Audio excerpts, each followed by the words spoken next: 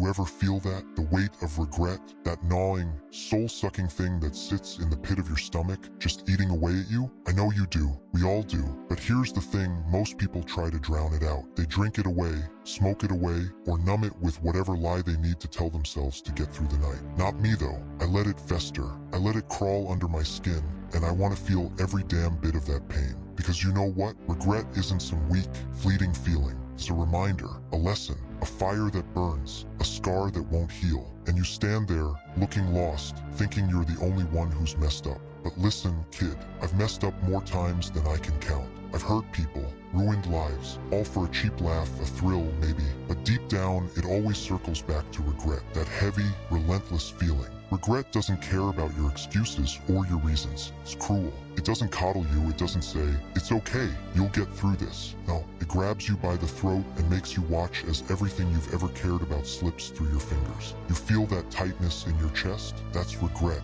and it ain't going anywhere. But here's the thing, regret can shape you. If you let it, most people don't. They run, they hide, they blame everyone else but themselves. But the truth is, we all have to own our mistakes. Every single one of them. Think about it. The people you've hurt, the bridges you've burned. You can't unburn them. Those words you said, those actions you took, they're scars now on them and on you. So what are you going to do? Keep piling regret on top of regret until it buries you? Nah, that's not living. That's just waiting to die. If you want to rise above this mess, if you want to make a real difference, you've got to face those demons. Look them in the eye and say, I did that. I messed up. Own it, kid. Own it all. It's going to tear you apart. But from those broken pieces, you can rebuild. I've been there. I'm not a role model, hell. I'm the last person you should take advice from. But I've seen it all. The highs, the lows, the laughter, the tears. And if there's one thing I've learned, it's this: life ain't fair. It'll kick you when you're down, and then it'll kick you some more. But you've got to get up.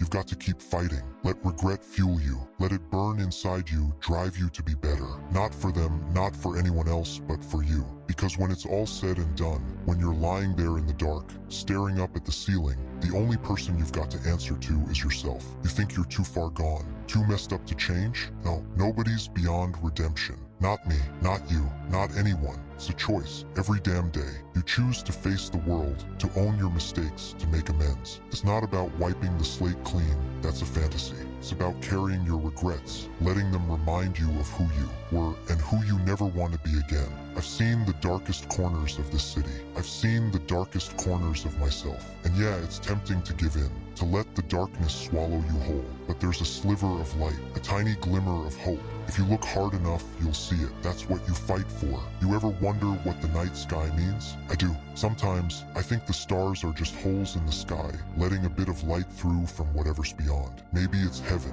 maybe it's hell, or maybe it's nothing at all. But those stars, they're distant, cold, indifferent, just like regret. It doesn't care about your stories, your excuses. It's there to remind you of what you've done, what you've lost, to push you down, to make you feel small. But it's also there to teach you, to push you to be more than the sum of your mistakes. Every scar, every tear, every failure, those are lessons. Brutal, painful lessons, but lessons nonetheless. They make you who you are. Yeah, I know it's hard. Every morning you wake up and regret's still there, staring you down. Every night, it whispers in your ear, reminding you of everything you've done, what you've lost, and you just want it to stop. You want to scream, to punch a wall, to make it go away, but it doesn't. So you learn to live with it, let it become part of you, but don't let it define you. You think I wanted to become this? The clown prince of crime? This freak show? Nah, but here I am, and I've done terrible things, things that haunt me, but I don't run from them. I embrace them. I use them, because what's the alternative? Curl up and cry myself to sleep?